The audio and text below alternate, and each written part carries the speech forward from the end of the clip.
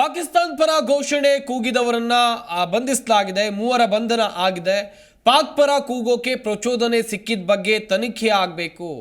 ಬೇರು ಸಹಿತ ಕಿತ್ತು ಹಾಕಿದ್ರೆ ಹಾಗೆಯೇ ಸರಣಿ ಸ್ಫೋಟಗಳು ಆಗಬಹುದು. ಬೆಂಗಳೂರಿನಲ್ಲಿ ಮಾಜಿ ಸಚಿವ ಸಿ ಟಿ ರವಿ ಅವರು ಈ ಹೇಳಿಕೆಯನ್ನು ಕೊಟ್ಟಿದ್ದಾರೆ. ಮಾನಸಿಕ ಒಲವು ವ್ಯಕ್ತಪಡಿಸುತ್ತಾ ಭಯೋತ್ಪಾದಕರು ಆಗ್ತಾ ಇದ್ದಾರೆ ಅಂತ ಇದೇ ವೇಳೆ ಅವರು ತಿಳಿಸಿದರು.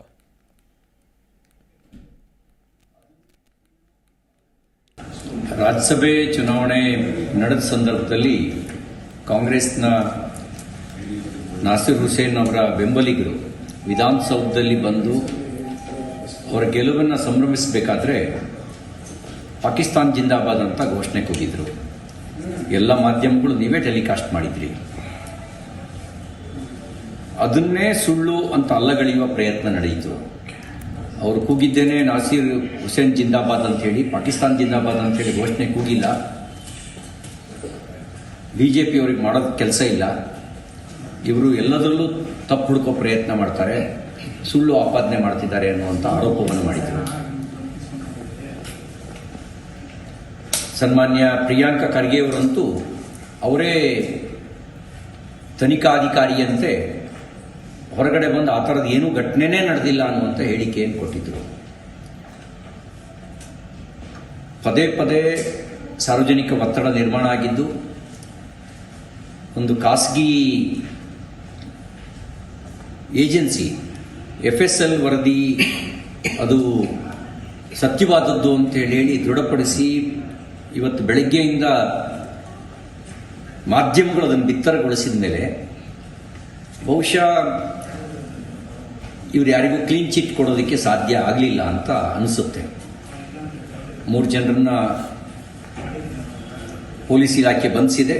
ಶಫೀನ್ ಆಶಿಪುಡಿ, ಮುನಾವರ್ ಮತ್ತು ಇಲ್ತಾಜ್ ಅನ್ನೋರು. ನಾವು ಗಂಭೀರವಾಗಿ ಆಲೋಚನೆ ಮಾಡಬೇಕಾಗಿರೋದು, ಒಬ್ಬರು ಬೆಂಗಳೂರಿನವರಾದರೆ ಇನ್ನೊಬ್ಬ ದೆಹಲಿಯವ, ಮತ್ತೊಬ್ಬ ಹಾವೇರಿ ಜಿಲ್ಲೆಯವರು. ನಾನು ಈ ಸಂದರ್ಭದಲ್ಲಿ ಪೊಲೀಸರಿಗೆ ಸಮಗ್ರ ತನಿಖೆಗೆ ಒತ್ತಾಯಿಸ್ತೇನೆ. ನೀವು ಬಂಧಿಸಿರೋದು ಸ್ವಾಗತಾರ್ಹ. ಸಮಗ್ರ ತನಿಖೆ ಆಗಬೇಕಾದ ಅವಶ್ಯಕತೆ ಇದೆ. ಇವರೇನು ಪಾಕಿಸ್ತಾನದ ಗಡಿ ಭಾಗದಲ್ಲಿರುವವರು ಅಲ್ಲ, ಕರ್ನಾಟಕದಲ್ಲಿರುವಂಥವರು. ಕಾಂಗ್ರೆಸ್ ಗೆಲುವನ್ನು ಪಾಕಿಸ್ತಾನ್ ಜಿಂದಾಬಾದ್ನ ಜೊತೆಗೆ ಯಾಕೆ ಸಮೀಕರಿಸಿದರು? ಇದು ಇವ್ರ ಹಿಂದ್ಗಡೆ ಇರುವಂಥ ಸಂಘಟನೆ ಯಾವುದಿದೆ? ಪಾಕಿಸ್ತಾನ್ ಜಿಂದಾಬಾದ್ ಅನ್ನುವಂಥ ಪ್ರಚೋದನೆ ಎಲ್ಲಿಂದ, ಕೂಗೋದಕ್ಕೆ ಪ್ರಚೋದನೆ ಎಲ್ಲಿಂದ ಬಂತು ಅನ್ನೋದರ ಸಮಗ್ರ ತನಿಖೆಯ ಅವಶ್ಯಕತೆ ಇದೆ. ಜಿ ಕನ್ನಡ ನ್ಯೂಸ್ ಈಗ ನಿಮ್ಮ ಮನೆಯಲ್ಲೇ ನೋಡಿ. ಎಲ್ಲ ಕೇಬಲ್ಗಳಲ್ಲಿ ಈಗ ಲಭ್ಯ.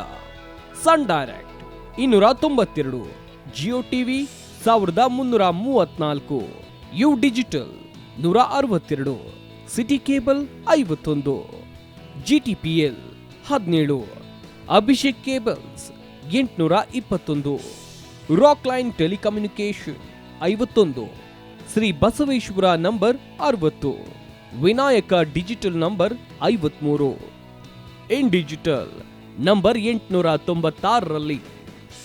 ನಿಮ್ಮಿಸ್ತದ ಜಿ ಕನ್ನಡ ನ್ಯೂಸ್ ನೋಡಿ ಆನಂದಿಸಿ.